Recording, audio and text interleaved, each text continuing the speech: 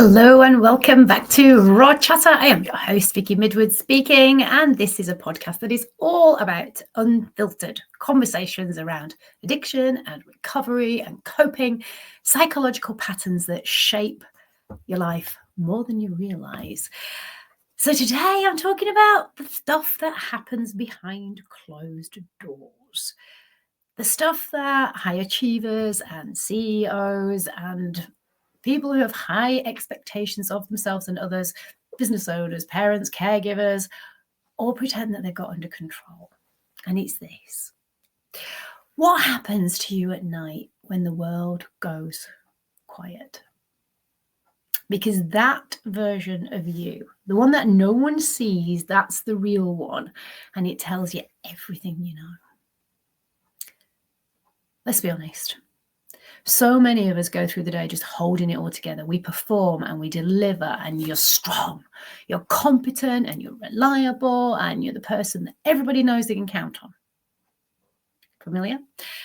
But the moment you lock the door, take your shoes off, and the house settles, and your body finally lets you know the pressure that you've pretended doesn't exist, suddenly hits you. Your brain won't switch off. Your chest stays tight and your whole system starts buzzing. And this is where, usually in the evenings, you find yourself reaching for something, anything. It could be food. It could be alcohol. It could be something sweet, something salty, a glass of wine. It could be medication. It could be something you smoke or sniff, or all of those. And it's that entire, I don't remember eating that moment. I don't remember sniffing that. I don't remember drinking that. I don't remember taking that. And it's not because you weren't hungry or that you were being naughty or that you were lacking discipline, but you just wanted something to take the edge off. Because here's the thing that no one admits. And I was exactly the same when I was going through this stuff. You don't enjoy it. You tell yourself you're going to do. That you've earned it, that it's a reward, there's going to be great. Honestly, it's always a bit of a disappointment. You're certainly not fully present, or I definitely wasn't. And we're not savoring a thing. Because actually, we're just trying to regulate ourselves. When we overeat at night, when we overdrink, when we take medication, it's not because we're being irresponsible or we don't actually know what we're doing. It's because we're actually carrying too much. There's too much on our shoulders. You're trying to be perfect. You're trying to please everybody. You're terrified of dropping the ball. And you can't switch off. Or at least not without something, without the help of something. Which means that your nervous system is kind of like fried. And as soon as that head hits the pillow, you can't quieten those thoughts down. And I want you to know that the way that you behave, the stuff that you do when this is going on, it's not gluttony, it's not greed, it's not lack of discipline, it's not just bad habits. But what it is pressure, it's emotion, it's exhaustion, it's loneliness, it's the weight of always being the strong one. And here's the bit that people struggle to kind of get when they start working with me, because you're not actually craving the thing. You're not craving food, you're craving relief. You're not craving alcohol, you're just craving peace. You're not craving sugar, but you are craving a pause, a full stop, a moment where you just don't have to be on. And those moments where you just stood with the fridge door open, shoving stuff in, you're not hungry. But what you are trying to do is escape.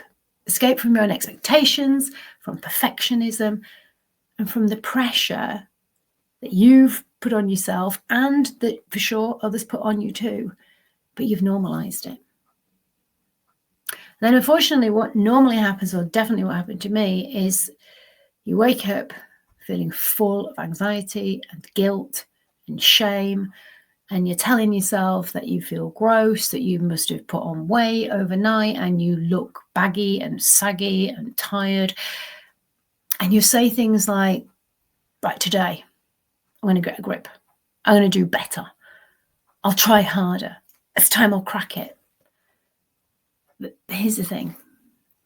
You're not actually changing anything underneath, because you don't unload the pressure, you don't break the perfectionism story, and you don't interrupt that emotional load. And so the cycle just goes on and on. And here's the thing, because you can't discipline yourself out of a pattern that is emotional and not behavioral.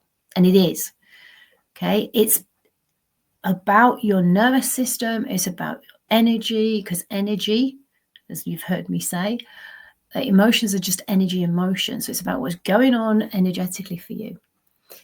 And just doing a different behavior or telling yourself you're going to do a different behavior is actually adding to the pressure. It's adding to the workload. It's adding to the weight of your already weighed down shoulders. And here's the truth that most people don't perhaps grasp. When they're working with me, they expect me to give them a plan or a way of eating and set things to do. But that is not what you actually need. Chances are you've done that millions of times. If it's not a plan that you've worked out with somebody, it's one you've worked out with somebody else.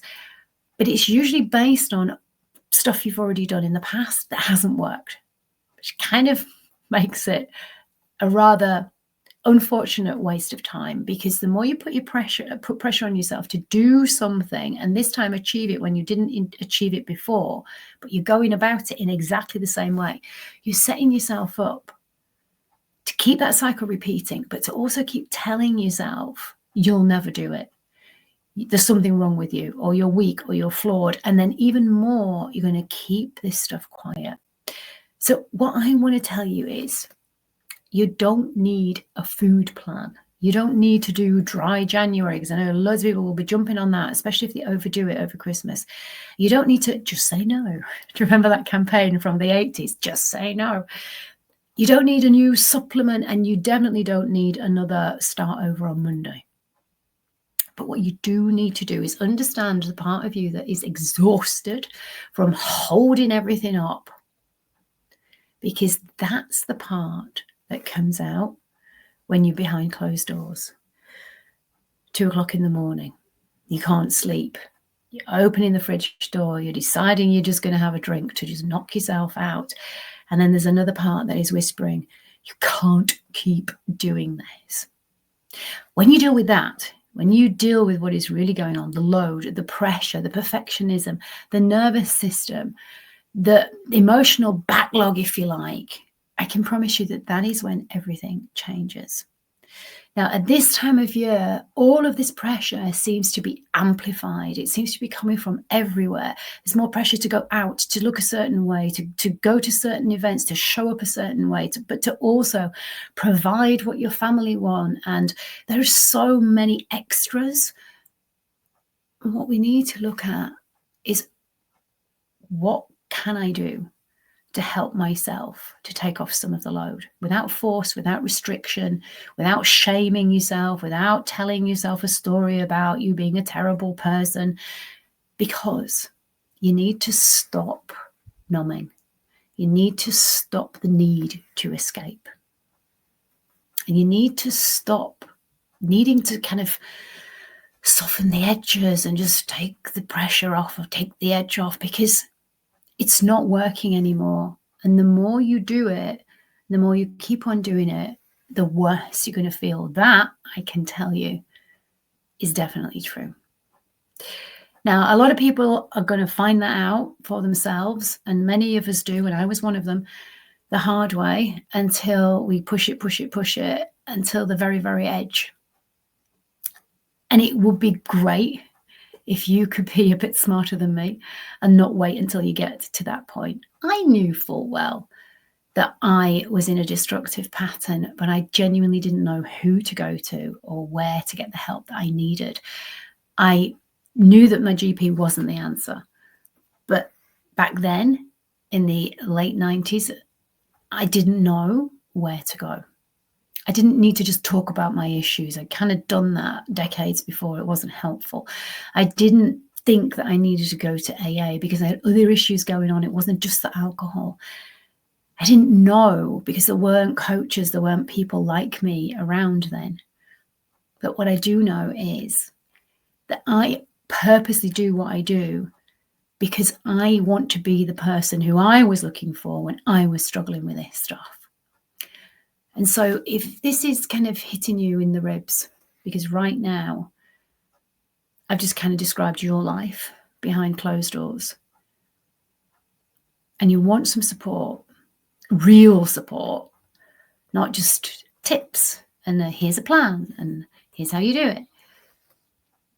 If you actually want real-time coaching and proper support for you in your life, in your circumstances, because every single one of us is unique, without judgment, without criticism, without me telling you what to do, but collaborating on how we can help you to actually stop these patterns before they get any worse, and you genuinely do feel like you are literally existing and struggling to get through every day. I don't want you to get that far.